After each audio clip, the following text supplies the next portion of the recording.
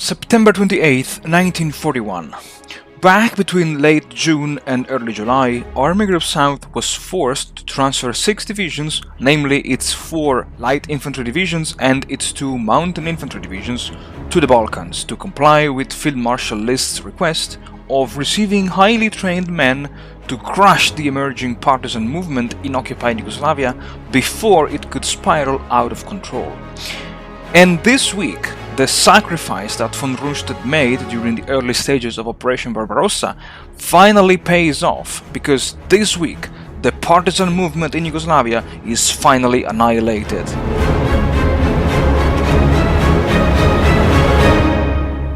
Howdy folks, welcome back to the channel and welcome to a new weekly episode of War in the East 2. So it's now the end of September and yes, finally the partisan movement in Yugoslavia, I would say Tito and his men, or the majority of Tito and his men, has been surrounded, disarmed, and they are now being taken care by the forces of occupation.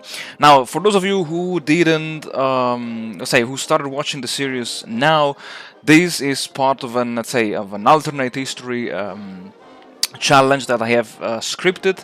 It's an event-based challenge that is, I scripted before playing this scenario, and basically at the beginning of Operation Barbarossa, I had to send to the Balkans a couple of infantry divisions. I mean, mainly the 6 infantry divisions that I mentioned in the introduction, which in turn weakened significantly the push of Army Group South and in particular of the 17th Army. But now it seems that finally I might be, getting the results of this sacrifice. The dividends, I didn't get the word.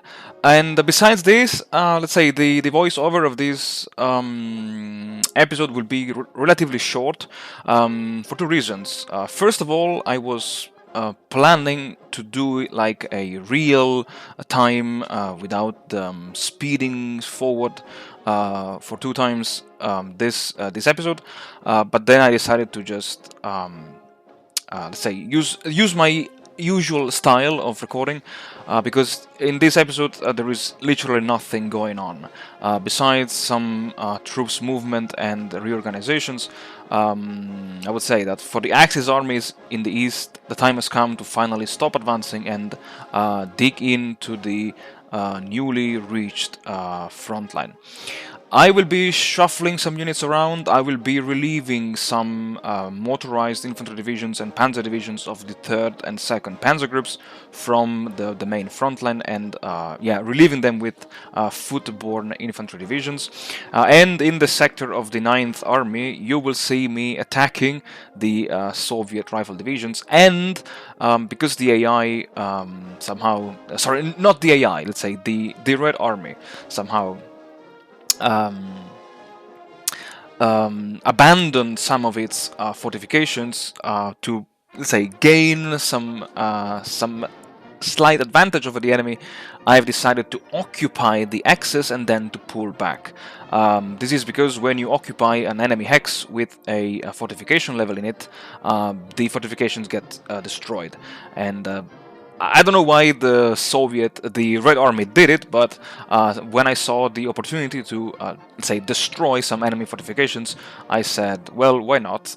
Let's just do it, so that the Soviets will have to invest some more time in rebuilding the fortifications.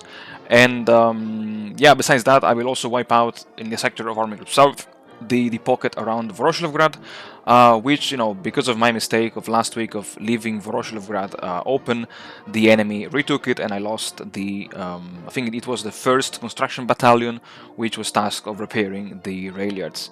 And my bad, my fault, but as always, there is no step back. That for the Hearts of Iron player, it rings a bell. And with this, I would say, and yes, also, before concluding, also with the 11th Army getting closer and closer to Sevastopol, despite facing a not too light logistics crisis, I would say that this week, this week comes to an end. And as always, folks, thank you very much for watching. Thank you very much for supporting the channel. Starting from next week, there will be regular episodes with the real time, no speeding up, no voiceover. Because I mean, there is nothing going on, and to me, it doesn't make sense to carry on this. Let's say speeding up of the episodes when there is no action going on the Eastern Front. And as always, folks, thanks a lot, and I hope to see you all again next week.